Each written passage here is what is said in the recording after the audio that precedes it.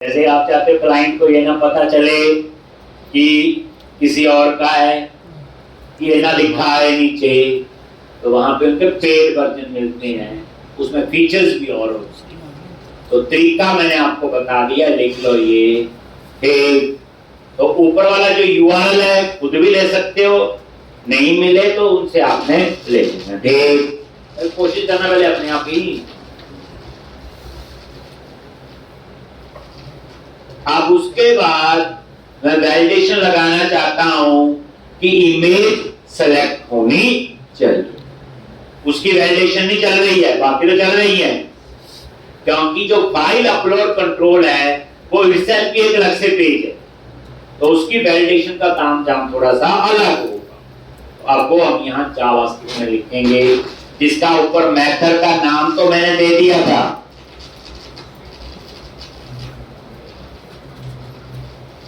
ठीक,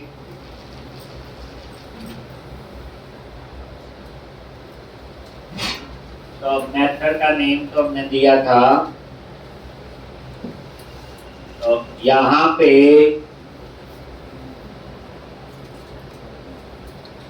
लिख लिया ये।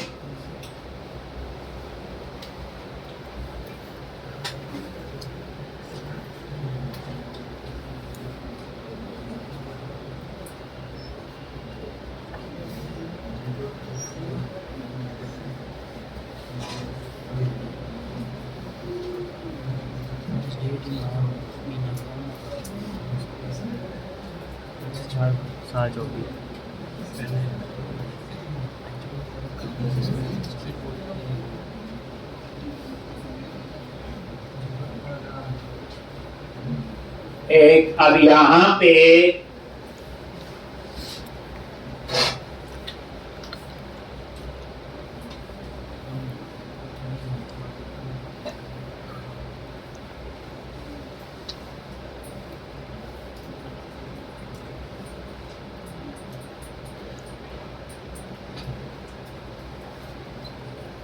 हो गया।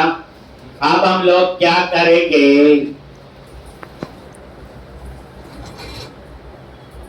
एक वैलिडेशन के लिए तो यहीं पे आ जाओ। जैसे आपने क्या किया था, इनपुट टाइप फाइल बनाया हुआ जी ये, और यहां पे इसके ऑन क्लिक पे तो इसको चेक करना है कि इमेज सेलेक्ट है कि नहीं। तो याद होगा हमने ऑन क्लिक पे क्या लिखा था, वैल डेटा। ये बिल्कुल वैसा जैसे कंफर्म होता था, ट्रू और फॉल्स। अगर वैल डेटा ट्रू टर्न करेगा तो पेज सबमिट होगा, फॉल्स करेगा तो नहीं। तो अब ये वैल डेटा हम लोग यहां पे बनाएं। तो ये जावास्क्रिप्ट में ये अलग फंक्शन हो गया, इसको ऊपर वाले कोड से कोई लेना देना नहीं। फंक्शन, और फंक्शन का नाम है वैल। ठीक, अब यहां ये चेक करना है कि आपने फाइल सेलेक्ट की है कि नहीं। तो गेट एलिमेंट बाय आईडी से हम पहले उसको फाइंड करें, किसको, जो फाइल अपलोड कंट्रोल है। ये देखो जिसका आईडी क्या दिया था, इमेज आईडी। अगर ये एम्प्टी है इसका मतलब हमने इमेज सेलेक्ट नहीं। तो ये है इमेज आईडी, तो इसका क्या सिंटैक्स आप लोग लिखोगे। ठीक, तो यहां पे एक जावास्क्रिप्ट में पेज को क्या कहते हैं हम लोग, डॉक्यूमेंट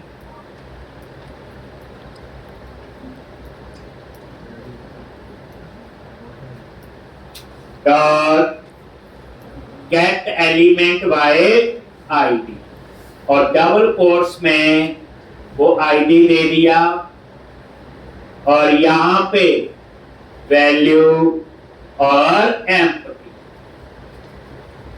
अगर ये एम्प्टी है तो document dot gate element by ID.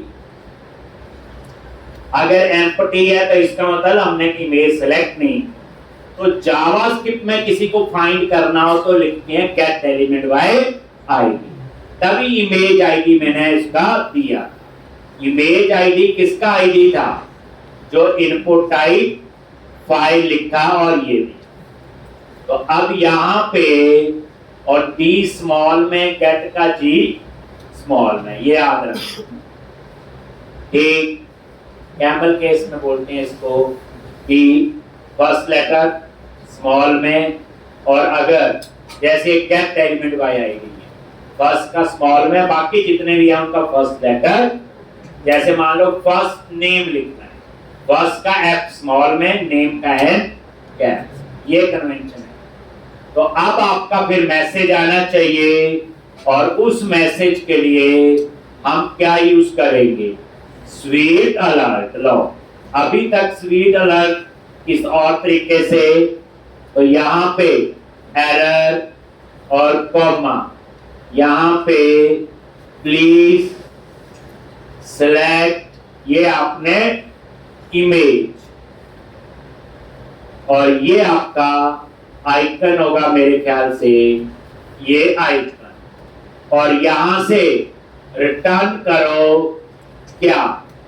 False. भाई नहीं, आपका खाली। अदरवाइज क्या रिटर्न करेगा? ट्रू। ट्रू लिखो चाहे ना लिखो, बाय डिफॉल्ट ट्रू। ये स्पीड अलर्ट वही है। ठीक, तो अभी आप इस डिजाइन पे आप नजर मारो, अभी पता चल जाएगा। ये मैं रिफ्रेश करता हूं एक बार, और जैसे सेव पे क्लिक किया, ये देखो। ठीक, तो ये एरर आ गया जो लास्ट में लिखा था, दैट इज वही आइकन वार्निंग होता था एरर, ये वो टाइटल आ गया, और ये प्लीज सिलेक्ट इमेज। ठीक, देन ओ, तो ये लो जी,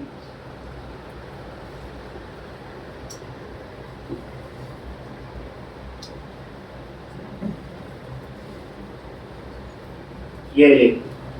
तो स्वीट अलर्ट को हमने कैसे यूज किया?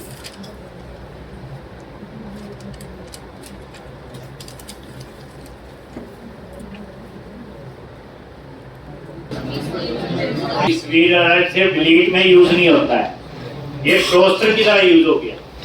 अब आप क्या काम है, अब पता चल गया, आप यहाँ स्वीट अलर्ट किएगा, एक कॉपी में टोस्टर यूज कर लो, मैसेज ही आना, और क्या करना उसमें। एक ऐसे अलग अलग तरीके से यूज कर सकते हैं। तो यहां तक की कहानी तो आपकी हो गई। अब आपने क्या करना? ये वैल डेटा मेथड बनाया, अगर ये ट्रू रिटर्न कर रहा है तो पेज सबमिट होगा, फॉल्स रिटर्न कर रहा है तो सबमिट नहीं होगा। किस वजह से? यहां पे तभी मैंने ये वाला जो कोड लिखा था, इनपुट टाइप सबमिट, तभी यहां वो पार्शियल भी यूज नहीं हुआ था। इसमें मुझे ये वैल डेटा पास करना पड़ा। ठीक, तो ये हमने इस तरह से बनाया था। अब हम लोग आगे जो है अपसर्ट का पोस्ट बना, क्या बनाएंगे? पोस्ट। तो यहीं पे आ जाओ कोड में, और यहां पे क्या लिखोगे? HTTP post,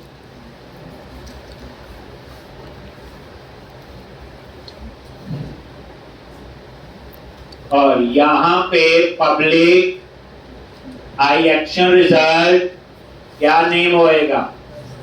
अपसर्ट। ठीक, और यहां क्या पास करेंगे? Product B. ठीक, वो आपका क्रिएट और एडिट का, और ये एक आप यहां ये भी लिख लिया करो, वैलिडेट एंटी रोज। अब यहां पे थोड़ा सा ध्यान रखना है, इमेज। तो यहां 1-2 दिन हमारे इसी कोड पे लगेंगे, पहले तो 5-10 मिनट में लिख लेते हैं। यहां इमेज है, तो ध्यान से पहले सोचो, 2 काम है।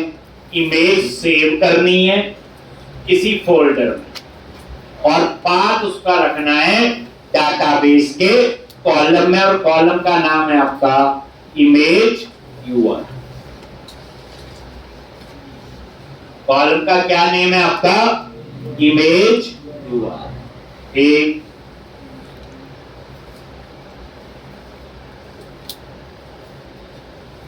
एक तो यहां पे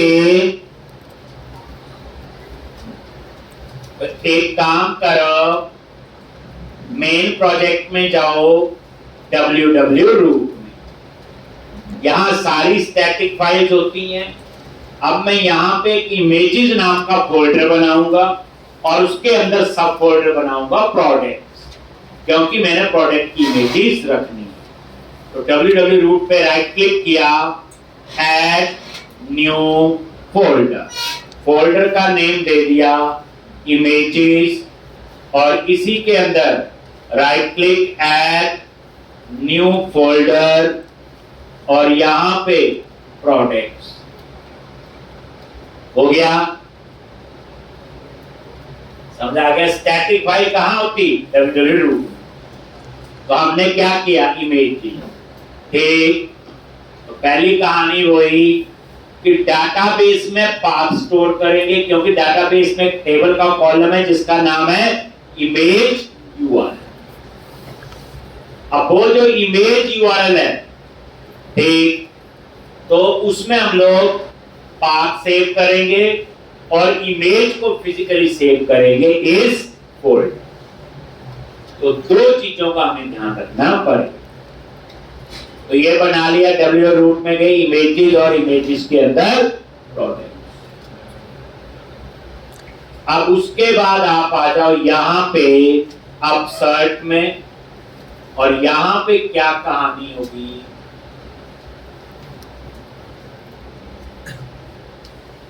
एक सबसे पहले अगर ये वैलिड है तो model state dot is valid, तो वो यहां पे आए। तो सबसे पहले क्या करना आपने? पाथ, तो इमेज के लिए आपको एक इंटरफेस यूज करना पड़ेगा, आई वेब होस्ट इन्वायरमेंट। अब थोड़ा सा तो यहां पे ऊपर आ गई private read only I web host environment. ये जो सारे पाथ वगैरह है यही मैनेज करेगा। अब ये इंटरफेस ना मैंने बनाया ना आपने बनाया, और इसको बिल्कुल DI की तरह, जैसे देखो लॉग, और ये नीचे भी आपने पास, और देखो वेरीफाई हो गया। हमने बनाया आई यूनिट वर्क, इसको भी यूज ऐसे ही कर रहा हूं, और ये इनका बना हुआ है आई वेब होस्ट इन्वायरमेंट, ये हम इमेज मैनेजमेंट में यूज करते हैं। पाथ वगैरह सारा ये सारा वहीं से होता है, वेब होस्ट इन्वायरमेंट। ये इंटरफेस है, देखो आई लगा हुआ, इसका मतलब क्या हुआ कि जो हम अप्रोच फॉलो कर रहे हैं और जो इनकी है तो सेम, इसका तो हम ठीक डायरेक्शन में काम कर रहे हैं। देखो हमने जो इंटरफेस बनाया हम भी ऐसे बना रहे और ऐसे यूज कर रहे हैं जैसे इन्होंने दिया हुआ हमें। इसका मतलब हमारी अप्रोच और ये माइक्रोसॉफ्ट ऑलमोस्ट सेम अप्रोच है काम करने। तो आई वेब होस्ट इन्वायरमेंट किसके लिए यूज होता है? आपका जो इमेजेस वगैरह की पूरी मैनेजमेंट।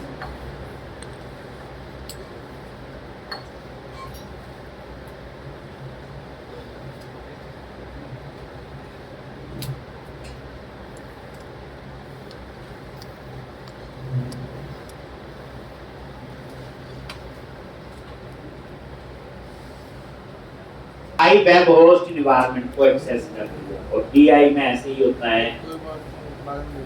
अब आप नीचे आ जाओ,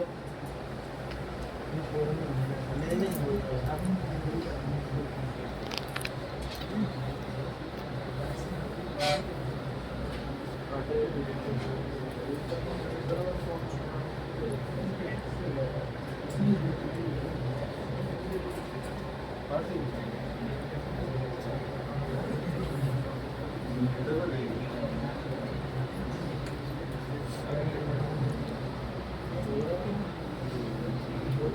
यहीं पे आगे अब यहाँ पे आपने एक वेरिएबल डिक्लेयर करना है एक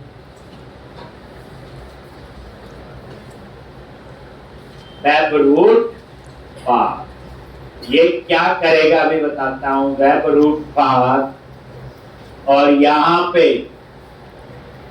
वेब रूट पाथ। तो ये क्या करेगा, वहां तक का पाथ उठा लेगा अपने आप www रूट तक। अब ऐसा क्यों? अब ये www रूट कहां है मेरे प्रोजेक्ट में? मेरा प्रोजेक्ट कहां है? डी ड्राइव के अंदर ASP.NET कोर फोल्डर उसके अंदर है।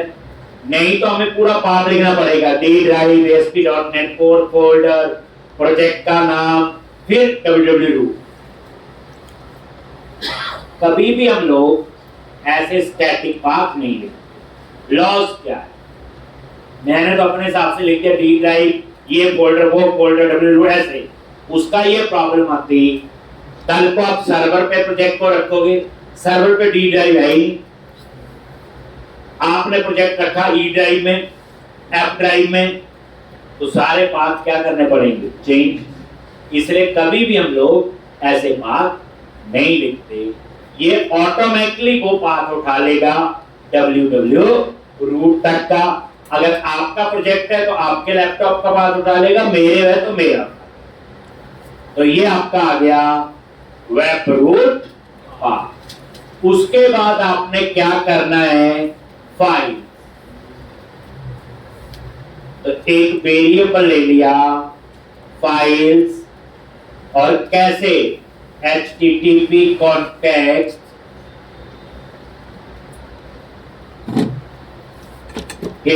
dot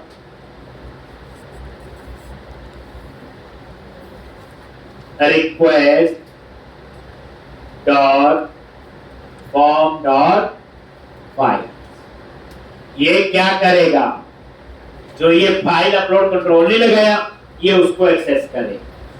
हम बात कर रहे हैं इसकी, ये इनपुट टाइप फाइल, और इसका नेम क्या है? फाइल। तो यहां पे क्या लिखा? http context dot request dot form dot file। अब चेक करेंगे कि कोई फाइल आपने सेलेक्ट की भी है कि नहीं। वैसे तो कभी ऐसा होगा ही नहीं, क्योंकि हम वैलिडेशन लगा चुके हैं पहले। यहां तक तो आएगा नहीं बिना फाइल सेलेक्ट किए। पर चलो, फाइल्स डॉट काउंट और यहां पे ग्रेटर देन 0। इसका मतलब आपने फाइल अपलोड से कोई फाइल सेलेक्ट की, तभी होगा ना काउंट ग्रेटर देन 0। ठीक, जो ब्राउज करके फाइल सेलेक्ट की भी है कि नहीं, वैसे यहाँ पे आएगा ही, क्योंकि हम पहले जावास्क्रिप्ट में वैलिडेशन लगा सकते हैं। अगर जावास्क्रिप्ट डिसेबल होगी तो फिर वो यहाँ आ जाएगा, फिर यहाँ से बाहर चला जाएगा। इसलिए पर चलो चेक लगाना वाली जॉब है, लगा। अब यहाँ पे वेर फाइल नेम, देखो ये वेरिएबल लिया मैंने, नाम देखो कैमल के सर फाइल कैप स्मॉल में नेम। अब ये जो फाइल नेम है, अब एक लॉजिक और आएगा। देखो, जो आप कभी अपना रिज्यूमे भेजते हो, क्लाइंट की मशीन पे होता है, आप ब्राउज करते हो, क्लाइंट से वो फाइल सेलेक्ट होती है और सर्वर पे सेव होती है, ऐसा ही होता है। अब आपने रिज्यूमे का नाम रखा हुआ आकाश डॉट PDF जो भी, अगर ऑलरेडी वहां पे इस नाम का रिज्यूमे है तो क्या करेगा? या ओवरराइट कर देगा या एरर दे, कुछ भी तो ऐसा। तो अब हम चाहते हैं कि जो फाइल हम सर्वर पे सेव करें उसका नेम रैंडम जनरेट होना चाहिए और कभी डुप्लीकेट ना। समझ आ गई ना। हमने फाइल का नाम है a1.jpg। अब सर्वर पे ऑलरेडी हो तो पुरानी को या तो ओवरराइट कर देगा। तो हम चाहते हैं कि जो फाइल का नेम है क्लाइंट साइड पे वो ही रहेगा, उसको कुछ नहीं कर रहे। जब सर्वर पे सेव हो तो वो नेम रैंडम जनरेट हो, तो उसके लिए हम यूज करते हैं GUID.new GUID.toString। GUID होता है ग्लोबल यूनिक आइडेंटिफायर। GUID होता है ग्लोबल यूनिक आइडेंटिफायर। क्या करेगा? रैंडम नेम जनरेट करेगा और वो नेम कभी डुप्लीकेट नहीं। GUID global unique identifier.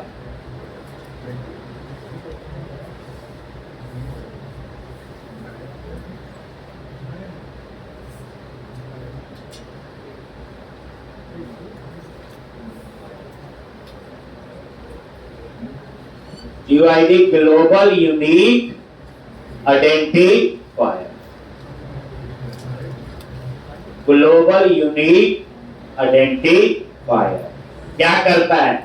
ये रैंडम नेम जनरेट करता है बट नेम कभी डुप्लीकेट नहीं। कई बार ऐसा भी होता है, आप चाहते हो इमेज का नाम क्या हो जाए कि जो हमारा प्रोडक्ट id.jpg, क्योंकि प्रोडक्ट आईडी भी डुप्लीकेट थोड़ा होगा, प्राइमरी की है। कई बार ऐसा भी लॉजिक लिखा जा सकता है एम्प्लॉय नंबर डॉट jpg, क्योंकि एम्प्लॉय नंबर डुप्लीकेट नहीं होगा, प्रोडक्ट आईडी, बुक आईडी, तो वो तरीका भी चलता है।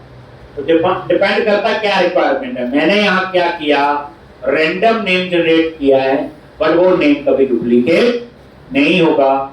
तो ये एक मैंने अप्रोच यहाँ यूज।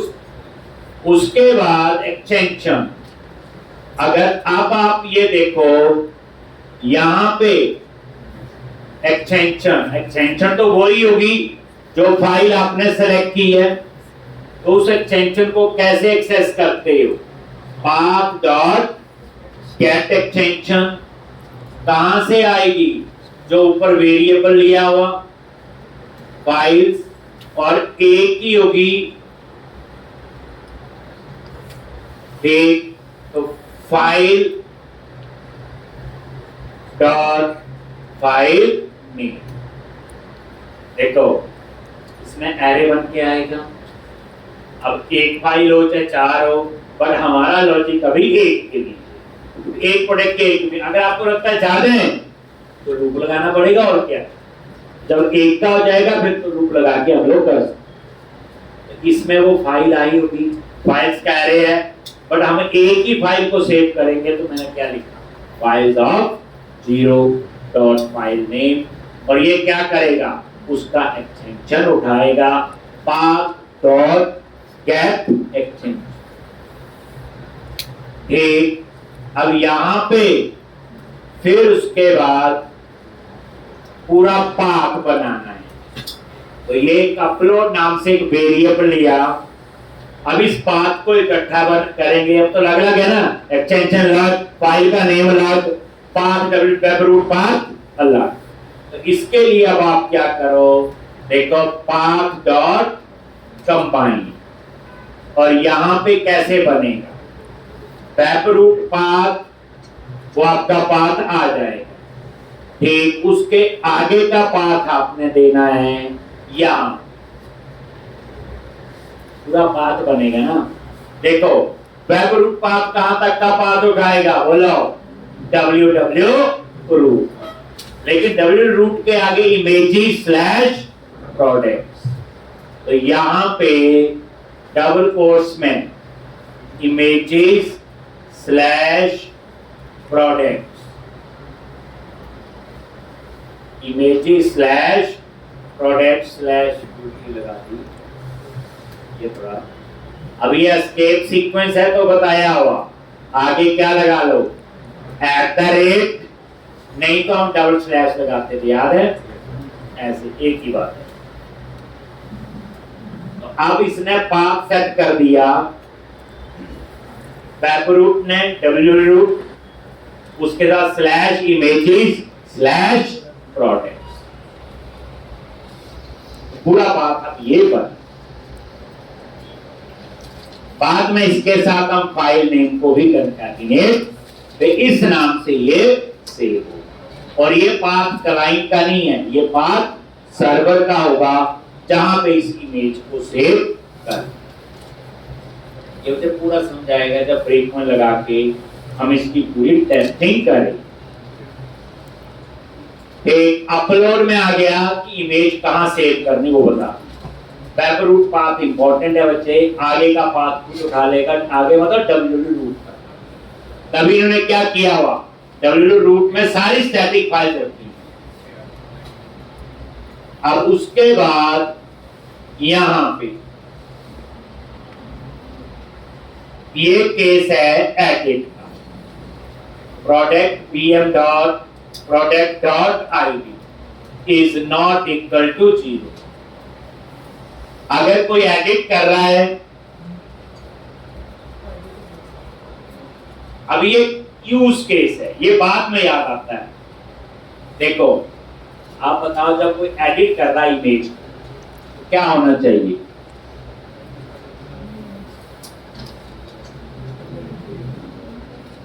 नई इमेज आ जाए, पुरानी हट जाए, यही होता है। एक वो तो हो जाएगा, लेकिन पुरानी कैसे हटे? अब मान लो एक प्रोडक्ट की इमेज हम इसमें सेव कर चुके हैं, अब इस प्रोडक्ट की और इमेज आ गई, चेंज करना है, तो हम क्या करेंगे? पुरानी इमेज को डिलीट करेंगे और नई इमेज वहां सेव करेंगे। इस केस में एडिट के केस सोचो ना, अगर मैं ऐसा नहीं करूंगा काम हो जाएगा। अगर आपने एक प्रोडक्ट की इमेज 6 बार अपडेट हुई तो वहां 6 इमेजेस होंगी। अब हम क्या लॉजिक लिख रहे, जैसे कोई इमेज अपडेट हो, पुरानी को वहां से हटाएंगे और नई इमेज वहां पे, तो ये उसके लिए है। तो लिखा क्या, अगर आप एडिट कर तो नहीं हो ना, product pm dot product dot id is not equal to 0।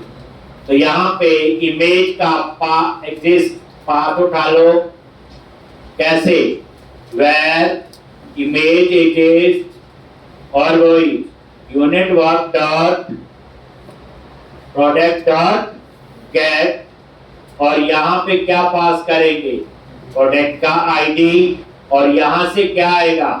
Image URL। क्या आ जाएगा?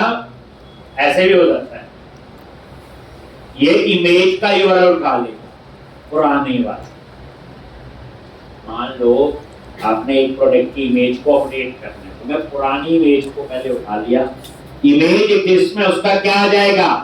पाथ, और वो पाथ मैंने सेट कर दिया जो ऊपर मेरा वेरिएबल है, product pm dot product dot image URL और इमेज एग्जिस्ट। और उसके बाद मैं इसको क्या कर दूंगा, बोलो?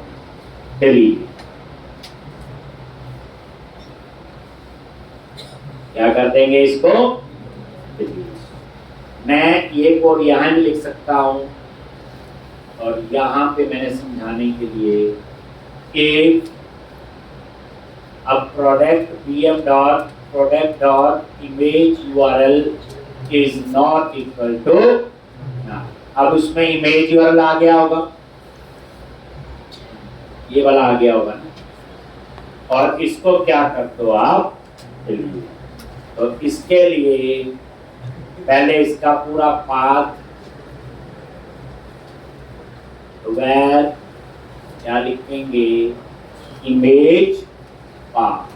जैसे ये मैं केस लगा रहा हूं, जब मैंने पहली बार प्रोजेक्ट बनाया तो ये केस नहीं लगाया, ये जो दोनों ही पे, इसका मतलब तो ये है ना, पुरानी इमेज हटानी नहीं, उसमें डाल, यही कंसेप्ट है। तो ये पुरानी को हटाने का कोड है। तो ये आया कब? जब प्रोजेक्ट रन हो गया, टेस्टिंग हो गई, फिर देखा यार पुरानी इमेज ही तो रह रही है, तो फिर याद आया, फिर ऐसा ही किया। तो इसलिए ऐसा कोड से कंफ्यूज नहीं होंगे, पहले नहीं तो दूसरी बार। तो अब यहाँ इमेज का पाथ, जो इमेज आपने डिलीट करनी है, इमेज तो यहां डाल दी, तो पाथ डॉट कंबाइन और यहां पे मैपरूट पाथ इमेज यूआरएल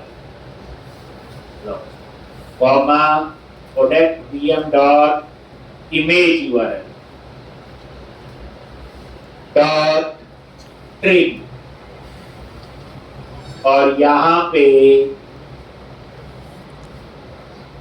ये 2 बार स्लैश पता ही है, सिंगल स्लैश एस्केप सीक्वेंस या आगे लगा दो एफ, ये पाथ इसको नीचे यहाँ आराम से आ गया ना। पैबरूट पाथ ने क्या किया, डब्ल्यू तक का पाथ उठा लिया, उसके आगे इमेज यूआरएल में क्या होगा, आगे का पाथ होगा प्रोडक्ट्स स्लैश इमेजेस और स्लैश फाइल का नेम। तो अब हम इसको क्या करेंगे, डिलीट कर देंगे और इसके लिए एक ये देखो सिस्टम डॉट आईओ डॉट, पहले हम चेक करेंगे file system dot IO dot file dot exist, file dot exist. अगर ये फाइल एग्जिस्ट करती है तो हम इस फाइल को डिलीट करेंगे। कैसे, system dot IO dot file dot system dot IO dot file dot delete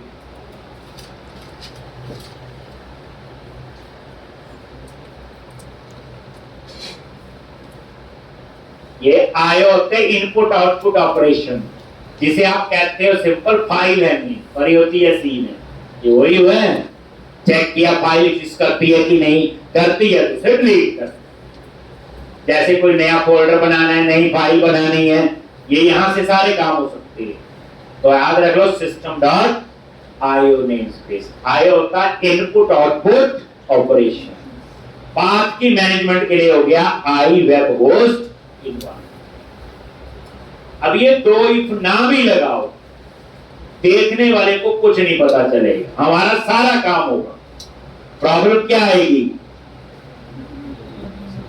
problem क्या आएगी, जब इमेज को अपडेट करेंगे तो पुरानी इमेजेस भी वहां रहेगी। एक प्रोडक्ट को 10 बार अपडेट किया तो वहां 10 इमेजेस होनी तो एक चाहिए, पुरानी को डिलीट, स्पेस होती रहेगी, मेमोरी ऑक्युपाई करता रहेगा। ठीक, इसलिए अब आपको एक चीज और पता चल गई, किसी फाइल को डिलीट कैसे करना। ठीक है जी,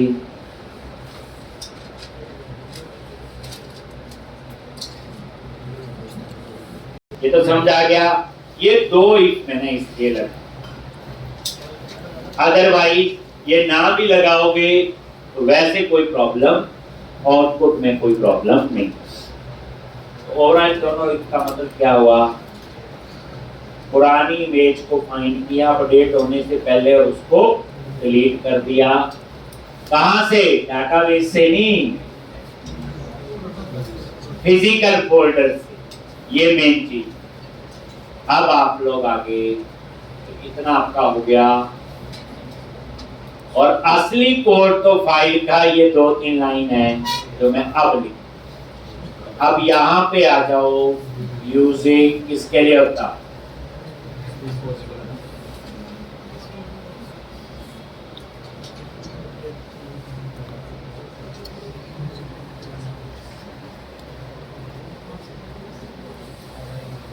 डिस्पोजेबल ऑब्जेक्ट बनाने के लिए असली कोड ये है, जो ये फाइल वहां बनाएगा, सेव करेगा। अब देखना, यानी असली 1-2 लाइन का यही कोड है, बाकी तो हमारा अपनी रिक्वायरमेंट है। तो अब यहाँ पे वैर एक वेरिएबल ले लिया फाइल स्ट्रीम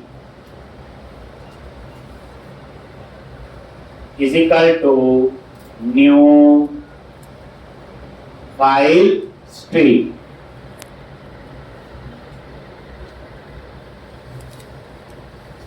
तो ये फाइल स्ट्रीम टाइप का आपने एक वेरिएबल ले लिया। और यहां पे, और ये आपका आ गया पाथ डॉट कंबाइन, यानी अब फाइल बनानी है, वो तो डिलीट करने का कोड था।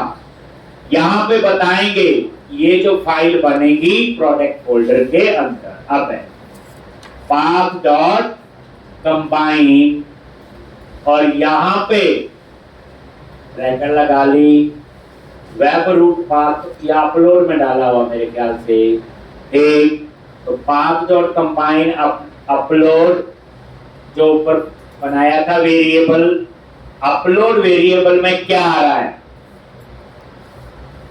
वेब रूट पाथ और प्रोडक्ट्स फोल्डर तक का पाथ। ये सारा जो ब्रेक में लगा के एक एक चीज समझाएंगे। अपलोड्स कॉमा,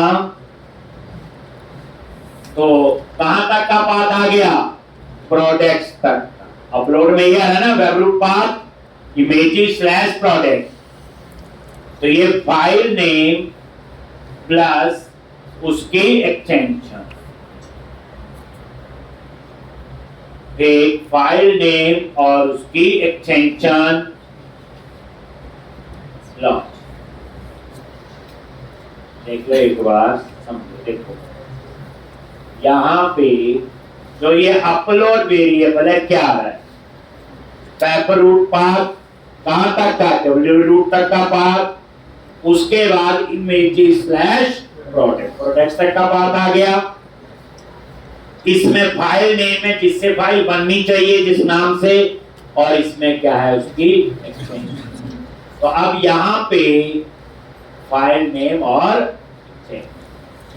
कॉमा, इसको कैसे पता चलेगा क्या करना है, that is file mode.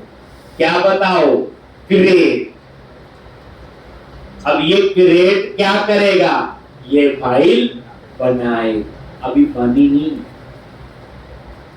File mode dot create, कहां बनेगी फाइल, अपलोड फोल्डर जो आपका पाथ है उसके अंदर फाइल का नेम और उसकी एक्सटेंशन। यानी हमारे अकॉर्डिंग देखा जाए तो ये फाइल प्रोडक्ट्स फोल्डर में अभी बनी नहीं है, अभी तो पाथ है। अभी मोड बताया क्रिएट, क्रिएट होता, रीड होता, राइट होता, अलग अलग होते हैं इसके। एक फाइल बनी है फिर राइट करना है, सिर्फ रीड करना पहले से बनी हुई है, ये इसके मोड। ये इसको आप ऐसे, अब असली जो है बस जो file of 0 dot copy to launch, ये लो देखो फाइल ऑफ 0 में एक्चुअल फाइल है जो ब्राउज करके सेलेक्ट की थी। कॉपी टू क्या करेगा, इसमें राइट कर देगा, इसमें फाइल स्ट्रीम में। फाइल स्ट्रीम क्या करेगा, इस पाथ पे जाके ये फाइल बना। ठीक, कौन सी file, file of 0। File of 0 कहां से डिसाइड हुआ, यही से। एक तो असल में देखा जाए कितनी देर में कोई सेव अपडेट का कोड नहीं लिखा, ये कोड है जो आपका फाइल बना है। जब ये फाइल बन गई एक, तो फिर इसका पाथ सेट हो जाएगा कहां पे, जो प्रोडक्ट में इमेज यूआरएल, वो काम हो गए ना। ये क्या करेगा, फाइल को कहां बनाएगा बोलो, प्रोडक्ट के अंदर, लेकिन डाटाबेस में पाथ सेव करना है, तो उसके लिए फिर आप लिख दोगे कैसे, product pm dot product dot image URL, और डबल कोट्स में एस्केप सीक्वेंस है तो क्या आ जाएगा, @ अब यहां क्या, तो यहां पे जो पाथ सेव करना है स्लैश इमेजेस स्लैश स्लैश का ध्यान रखना कैसे है, स्लैश इमेजेस स्लैश, क्योंकि डाटाबेस में पूरा पाथ लिखने की जरूरत नहीं है, डिलीट है। यहां सिर्फ हम स्टोर कर रहे हैं स्लैश इमेजेस स्लैश प्रोडक्ट्स ठीक, और स्लैश उसके बाद यहां पे क्या आएगा, फाइल नेम, और उसके साथ आप क्या कंकैटनेट कर दो, एक्सचेंज। ये मतलब ये है कहने का, जो डाटाबेस का कॉलम है वहां पे ये सेव होगा स्लैश इमेजेस स्लैश प्रोडक्ट्स, और आगे स्लैश देके फाइल। कल को पूरा पाथ उठाइए होगा तो आगे वेब रूट पाथ लिख दो, आ जाएगा सारा अपने आप। एक तो इस तरह से कितना काम आपका हो। तो ये कोड कब चलेगा, अगर आपने कोई फाइल सेलेक्ट की। ये पूरा मुझे लिखने का अभी तो टाइम लगेगा लिखने में, ठीक। अभी तक तो हम लोग होता ना थोड़ा थोड़ा प्रोजेक्ट में पहले कोड से सीधे ले कर लिए, अब कोड में थोड़ा सा आना चाहिए, मजा तभी आए। अब आपको इमेज का लॉजिक है, पहली बार पढ़ रहे, अगर आपने इस प्रोजेक्ट में ढंग से इंप्लीमेंट कर लिया तो हो रहा है, जावा में भी कर, पाइथन में भी, पीएचपी में, अगर इसमें नहीं आया तो किसी में भी। अब ये देखो अभी तक तो ये लॉजिक अभी कंप्लीट नहीं हुआ, तो ये मॉडल स्टेट इज वैलिड।